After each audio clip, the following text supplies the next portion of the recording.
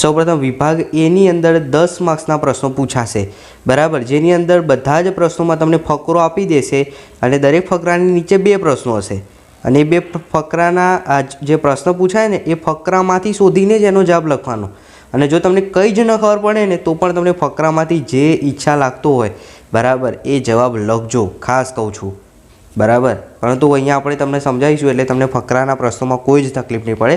સૌપ્રથમ, what is the problem of most of the village of UP, Uttar Pradesh? તો શું આવશે? In rural Uttar Pradesh over 60% of households are without power. બરાબર છે. Is a problem. પહેલાં તો શું લખવાનું? અહીંયાથી ચાલુ કરવાનું કે in rural Uttar Pradesh area છે, over 60% of households are without power. પછી અહીંયા લખવાનું કે is the problem of most of village of UP. બીજો પ્રશ્ન છે, how has MGP solved the problem of Sitapur? તો લખો, MGP has connected more than 3,500 customer to solar power mini grids at a village level. Simple છે. તો અહીંયાથી એમજીપીથી ચાલુ કરવાનું, અહીંયાથી લઈને અહીંયા. કંઈ જ ના ખબર પડતી તો પ્રશ્નમાં જે શબ્દ મેચ થતો હોય, દાખલા તરીકે અહીંયા જો યુપી, તો આખા ફકરામાં યુપી ક્યાં છે? તો અહીંયાથી, તો એના પરથી ખબર પડી જાય કે અહીંયા સુધી વાક્ય આવે, બરાબર. ત્યારબાદ અહીંયા એમજીપી, તો એમજીપી આવી રહ્યું, તો એના પરથી ખબર પડી જાય અહીંયા સુધી વાક્ય લખવાનું છે. ખબર પડી ગઈ? એટલે કોઈ પણ ફકરાનો પ્રશ્ન પૂછાશે, હવે તમને 100% આવડશે. એવી રીતે આ ત્રીજું, ચોથું, પાંચમું, છઠ્ઠું બધાના તમને આરામથી આવડી જશે, બરાબર. કોઈ જ પ્રોબ્લેમ નહીં પડે, આવડી જશે તમને, બરાબર. માટે હું તમને અહીંયા સોલ્વ નથી કરાવતો, આ તમને 100% આવડશે. આ એક છે 7મા નંબરનું, કમ્પ્લીટ ધ સેન્ટેન્સ, એવું તમને કરાવી દઉં છું. કારણ કે આખું પેપર જે છે એ બહુ લાંબો વિડીયો થશે. જે મહત્ત્વનું છે એવું બધું સમજાવીશ, કારણ કે ફકરાનું મેં તમને કીધું એ રીતે હવે તમારે કરવાનું છે. ચલો, Devayani fail in love with catch as he. તો અહીંયા શું લખવાનું? હી વોઝ, એ કેવો હતો? Young, handsome and very intelligent, બરાબર. એ તમારો જવાબ આવશે, બરાબર. તો અહીંયા શું લખવાનું? હી વોઝ યંગ, જો આવી રહ્યું, he was young, handsome, very intelligent, બસ આટલું લખવાનું. ત્યારબાદ 8મો પણ આવડી જાય છે, 9મો, 10મો એકદમ ઇઝી છે, બરાબર. ચલો, હવે વિદ્યાર્થી મિત્રો આગળ 11મો પ્રશ્ન છે. ખાસ આ જે છે ને શોર્ટ નોટનો આ પ્રશ્ન છે, એ તમારી જે ટેક્સ્ટ બુક છે એની અંદર જેટલી પણ શોર્ટ નોટ છે એ ખાસ તૈયારી કરી દેજો, એકવાર વાંચી લેજો. અને તમને અહીંયા આ રીતે જુઓ, પ્રશ્ન આ રીતે આપેલો છે, આના ફોર્મામાં તમે શોર્ટ નોટ તૈયાર કરશો એટલે આ રીતે જે ક્વેશ્ચન આપે છે એના આન્સર આપશો એટલે 3માંથી 3 માર્ક્સ પૂરેપૂરા તમને મળી જશે. 2માંથી કોઈ પણ એક શોર્ટ નોટ લખવાની રહેશે, અથવામાં પૂછાશે. મધર અ વન્ડરફુલ ક્રિએશન અને આ જે રાજમિંગ ધ 17 હ્યુમન રોબોટવાળું છે, આ બંને શોર્ટ નોટ તૈયાર કરજો. અને એમાં મધર વન્ડરફુલ ક્રિએશન આ પૂછાવાના ચાન્સીસ છે આ વખતે બોર્ડની પરીક્ષામાં 100%. મધર વન્ડરફુલ ક્રિએશન ખાસ કરજો. ત્યારબાદ વિદ્યાર્થી મિત્રો ખરા ખોટા ખાસ જોઈ લેજો, બરાબર. તમને અહીંયા કરાવી દઉં. પહેલું વિધાન છે, the black powder was invent in India. Yes, સાચું છે. ત્યારબાદ the weaver bird is consider a scavenger. તો વિધાન કેવું છે? સાચું છે. 13મું છે, the railway station was build by the strong desire the village of Tajnagar. તાજનગરના વિધાન કેવું છે? ખોટું છે. If you see and learn something it will in your memory for long period. વિધાન કેવું છે? સાચું છે. ક્લિયર? તો પહેલાં 2 સાચા, ત્રીજું ખોટું, ચોથું સાચું. હવે સેક્શન બી, પેરેગ્રાફ આપ્યો છે, એના પરથી ક્વેશ્ચન આન્સર આપવાના છે, બરાબર. પરંતુ આમાં પોએમ જેવું છે એટલે થોડું તમને તકલીફ પડશે પહેલાં કરતાં, પણ નહીં તકલીફ પડે. હમણાં મેં કીધું એ રીતે કામ કરવાનું છે. What is stranger about the airplane? તો શું લખવાનું છે 16મા નંબરમાં? વોકિંગ ઓન ધ રોડ લખવાનું છે. જવાબ શું આવશે? Walking on the road. મેં તમને હમણાં પણ કીધું, તમારે શું જોવાનું? વાક્યમાં એક શબ્દ પકડવાનો. તો અહીંયા આપણે એરપ્લેન પકડીએ. હવે આ જે ફકરો છે એમાં એરપ્લેન ક્યાં છે શોધી કાઢો. તો જો એરપ્લેન, તો એના પરથી ખબર પડી જાય. શું લખવાનું? Walking on the road. બસ આટલો તમારો જવાબ. અને અહીંયાથી આખું વાક્ય બનાવી દેવાનું.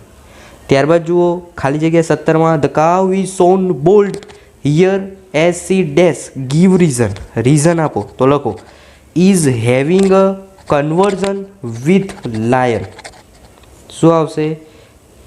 એ લાયન જોડે જે છે કન્વર્ઝન વાતો કરતી હતી. તો કે તો અહીંયા તમે જોઈ શકો છો, the lion having a conversion with the cow. તો તમારે શું લખવાનું? અહીંયા કાવ છે માટે કાવ માટે આપણે સી વાપરી શકીએ, કે ધ્યેય વાપરી શકીએ, કોઈ પણ શબ્દ તમે અહીં લઈ શકો છો. અહીંયા આપણે શું લખીશું? ઇઝ લખીશું. ઓકે, કાઉ છે માટે તો લખો સી, પછી લખો ઇઝ. સી લખેલું છે એટલે સી લખવાની જરૂર નથી. સી પછી is having a conversion with કોની જોડે? તો લાયન, કારણ કે કાઉ તો અહીંયા છે, વિથ ધ કાઉ ના લખાય, વિથ લાયન આવશે. ઓકે, તો એ તો થોડું તો તમને આવડવું જોઈએ, એકદમ ઇઝી જ છે. પછી ડિસ્ક્રાઇબ ધ સન, એ પણ તમને આવડી જશે. શું લખવાનું? A one eye son is on the black tree. Clear? ચલો આગળ જુઓ. 18મા નંબરનો પ્રશ્ન છે, પેરેગ્રાફ આપેલ છે. બરાબર, ક્વેશ્ચનના આન્સર તમને આવડી જશે, એકદમ ઇઝી છે. વિદ્યાર્થી મિત્રો, એક પણ ક્વેશ્ચનનો આન્સર જે છે ના આવડે એવું બને નહીં, બધા ઇઝી છે. ફકરા ઉપરથી શોધવાનું છે. હવે આના 5 માર્ક્સ આપણે લેવાના છે દરેક વિદ્યાર્થીએ પરીક્ષામાં. આવો તમને ટેબલ હશે, ચાર્ટ હશે અથવા એડવર્ટાઇઝમેન્ટ, ન્યૂઝપેપર ગમે તે તમને ચોરસમાં ડેટા આપી શકે, પણ આપણે આ નીચેના પ્રશ્નો જોવાના છે અને આના ઉપરથી. બરાબર, તો 24માં જુઓ. How many marks did Mona score in social science? તો પહેલાં તો મોનાને શોધો. આ રે મોના. હવે સોશિયલ સાયન્સ માટે ડાર્ક બ્લેક કલર છે, તો આ ડાર્ક બ્લેક કલર, તો આ તમે જુઓ સીધી લાઈન કરો તો કેટલાય અટકે છે? 80. એટલે મોનાના માર્ક્સ કેટલા છે? 80. તો પહેલાંમાં શું જવાબ આવે? 80. એટલે ખાલી 80 નહીં લખવાનું, આખું લખવાનું. 80, 18 marks did Mona score in social science. અથવા તો આ રીતે પણ લખી શકાય, Mona score in social science is 18 marks. બરાબર, ખાલી 80 માર્ક્સ લખો તો પણ ચાલશે. 25મું છે, which subject seems somewhat difficult to the student? એટલે કે એવો કયો સબ્જેક્ટ છે જે વિદ્યાર્થી માટે અઘરો છે? એટલે હવે સૌથી ઓછા માર્ક્સ આવ્યા હોય એવો સબ્જેક્ટ જુઓ તમે, તો તમને ખ્યાલ આવશે. ઓકે, તો તમે સ્ક્રીન ઉપર જોઈ શકો છો. તો આની અંદર શું જવાબ આવશે? ઇંગ્લિશ. બરાબર, ડાર્ક કલર તમે જોઈ શકો છો, જે થોડો ડિફિકલ્ટ પડે વિદ્યાર્થીઓને. ડિફિકલ્ટ જે છે એ કયો સબ્જેક્ટ છે? ઇંગ્લિશ. તો અહીંયા તમારે જવાબ શું લખવાનો છે? ઇંગ્લિશ. તમે જોઈ શકો છો એકદમ પેલું ગ્રે કલર કરતાં પણ એકદમ લાઇટ કલર જુઓ. આમાં ઇંગ્લિશમાં આટલા જ માર્ક્સ છે.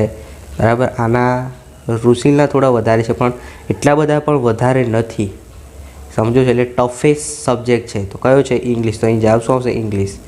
ચલો ત્યારબાદ છે, the lowest marks in Gujarati is scored by. એટલે ગુજરાતીમાં સૌથી ઓછા માર્ક્સ કોને આવ્યા છે? તમે અહીં જોઈ શકો છો ગુજરાતી માટે આવો કલર છે પહેલા નંબરનું, તો ગુજરાતીમાં આને તો વધારે છે, આનું થોડું લોસ છે. બરાબર, તો કોણ આવશે? દીર્ઘા. તમારો જવાબ શું આવશે? Dirgha is lowest marks in Gujarati is scored by. કેટલો કર્યો છે સ્કોર? તો 16, 60. ઓકે, ક્લિયર થાય છે હું શું કહેવા માગું છું? ઓકે, તો સ્કોર બાય કોણ આવશે જવાબ? દીર્ઘા. ત્યારબાદ 27મો છે, who is the cleverest among the student? Clever કોણ છે? બધા વિદ્યાર્થીઓની અંદર સૌથી સારું પ્રદર્શન કર્યું, ક્લેવર, હોશિયાર, તો કોણ છે? રુસિલ. આન્સર રુસિલ. ત્યારબાદ 28મો છે, how many subject are indicated in the graph? ગ્રાફની અંદર કેટલા વિષય છે? તો જુઓ 1, 2, 3, ગુજરાતી, સોશિયલ સાયન્સ અને ઇંગ્લિશ. એટલે જવાબ શું લખવાનું? તો there are 3 subjects indicated in the bar graph. Okay, ચલો પછી ફરીથી ફકરા ઉપરથી પ્રશ્નોના જવાબ આપવાના છે. તો વિદ્યાર્થી મિત્રો, ઇંગ્લિશનું પેપરમાં તો તમને વાંધો જ નહીં આવે, કારણ કે 25 થી 30 માર્ક્સ તો ફકરાના ઉપરથી તમારે જવાબ લખવાના હોય છે. બરાબર છે, એટલે એની અંદર કોઈને કોઈ પ્રોબ્લેમ ન પડવી જોઈએ. What is Neeraj achievement in Olympic? તો લખો, એની આન્સર આ રીતે આવશે. તમે સ્ક્રીન ઉપર જોઈ શકો છો કે a gold medal in Tokyo Olympic in 2020. શું કર્યું હતું? તો એણે ગોલ્ડ મેડલ મળ્યું હતું. ક્યાં મળ્યું હતું? Tokyo Olympic in 2020, 2020. બરાબર, તમે જોઈ શકો છો. શું લખવાનું? Gold medal in Tokyo Olympic in 2020, એટલે સુધી. ત્યારબાદ પ્રશ્નો પૂછ્યો છે, વેર ઓલિમ્પિક હેલ્ડ ઇન 2020? તો ક્યાં યોજાયો હતો? તો જવાબ શું આવે? ટોક્યો. ટોક્યો ઓલિમ્પિક, ટોક્યોમાં રમાયો હતો 2020. ત્યારબાદ 31મો પ્રશ્ન, how did Neeraj get invested in javelin? Okay, એ પણ આવડી જાય એવું જ છે. બરાબર. 32મો છે, whom did Neeraj dedicate his medal? તો કોણ આવશે? મિલ્ખા સિંહ. મિલ્ખા સિંહ, ભાગ મિલ્ખા ભાગ. ઓકે, મિલ્ખા સિંહ. ત્યારબાદ સેક્શન સી વિદ્યાર્થી મિત્રો એકદમ ઇઝી છે, જોઈ લઈએ સંપૂર્ણ, ખાસ ધ્યાન રાખજો. 33 નંબરનો જે ક્વેશ્ચન છે તમે સ્ક્રીન ઉપર જોઈ શકો છો, બરાબર. તો એની અંદર શું આવશે? ડિસ્ક્રાઇબિંગ એક્શન આવશે. ત્યારબાદ રિઝલ્ટ વોઝ ડિક્લેર્ડ, તો એની અંદર શું આવશે? તો ડિસ્ક્રાઇબિંગ પર્સન. જુઓ આ જે પહેલું છે માય કઝિન સિંગ વેલ, બરાબર, એની અંદર ડિસ્ક્રાઇબિંગ પર્સન આવે, સી આવે. અને આ લાસ્ટ વીકવાળું છે ને એ ડિસ્ક્રાઇબિંગ એક્શન આવે. અને હર વી હેવ ગોટ ઇટ 35, તો એની અંદર આવશે એક્સપ્રેસિંગ, ઓકે, એ આવશે. એટલે આ રીતે આન્સર બનશે. પહેલામાં સી, બીજામાં ડી, ત્રીજામાં એ. ચલો 36મું. તો 36માં જોઈ શકો છો તમારે સ્પેસિફાઈંગ ટાઈમ શોધવાનો છે. તો શું આવશે? I do my homework at 6 o'clock, જેની અંદર ટાઈમ બતાવ્યો એવું વાક્ય શોધવાનું. તો 6 વાગ્યાવાળું ઓપ્શન સી એ તમારો સાચો જવાબ આવશે. ઓકે. ત્યારબાદ 37ના ક્વેશ્ચનની અંદર શોઈંગ રીઝન એન્ડ રિઝલ્ટ, એટલે રીઝન એટલે બીકોઝ આવતું હોય એવું રીઝન, એને રીઝન કહેવાય. તો I get poor result because I don't like maths, option B આવશે. આમાં ઓપ્શન સી હતું, નીચેના 37માં ઓપ્શન બી. ચલો હવે જોઈએ 38મું, સિકિંગ ઇન્ફોર્મેશન, બરાબર. તો ઇન્ફોર્મેશન આપતું એવું વાક્ય, તો where is the ATM, option C જવાબ આવશે. ત્યારબાદ 39 છે ડિસ્ક્રાઇબિંગ પ્રોસેસ, બરાબર. તો વિદ્યાર્થી મિત્રો remove the back cover of the mobile, describing process. આપણે કેમ રિમૂવ કરીએ છીએ? તો ફોર રિમૂવિંગ ધ બેટરી, બેટરીને રિમૂવ કરવા માટે. એટલે પહેલું તો ના જ આવે. ટેક આઉટ ધ બેટરી, ના, બીજું પણ ના આવે. As your mobile is not working as you can find the battery, બરાબર છે. તો ચારેમાંથી એકદમ ઇઝી છે. તમારે મને કમેન્ટ કરવાનું છે કે તમે તમારો મોબાઈલ વાપરો છો, બરાબર, તો એ બેટરીનું માટે કવર તમે કેમ વાપરો છો એ તમારે જણાવવાનું છે. રૂસિલ વિલ ડેઝ શોઈંગ એટ્રેક્શન, 40માં શું છે? શોઈંગ એટ્રેક્શન એટલે શું આવશે? સ્ટડી આઈધર ફ્રેન્ચ ઓર ઇંગ્લિશ લિટરેચર. 41મું છે ઝેનિલ ડાન્સ વેલ, કોન્ટ્રાસ્ટ છે, બરાબર. કોન્ટ્રાસ્ટ છે માટે શું આવશે? બટવાળું આવશે. But he was not selected for the annual program. હવે 42 નંબરનું ક્વેશ્ચન છે, તમે સ્ક્રીન પર જોઈ શકો છો. His Har time in dash, પછી ડિટર્મિનેટેડ, તો આની અંદર ડિટર્મિનેટેડ, પછી સચ અ ટ્રિપલ, બરાબર. તો અહીંયા એડ્રેસ બોય આવશે અને આ ટ્રિપલ જે છે અહીંયા આવશે. ક્લિયર? ચલો હવે 43 નંબરનું જોઈ લઈએ. તો 43 નંબરની અંદર એને મિનિંગ થતું નિયરેસ્ટ મિનિંગ, તો શું આવશે? ચાર્મિંગ. પછી 44ની અંદર તમે સ્ક્રીન ઉપર જોઈ શકો છો. 44ની અંદર સ્લિમનું જે છે એ વેરી થિન, અને વેનિશ એટલે ડિસઅપિયર, દૂર થવું.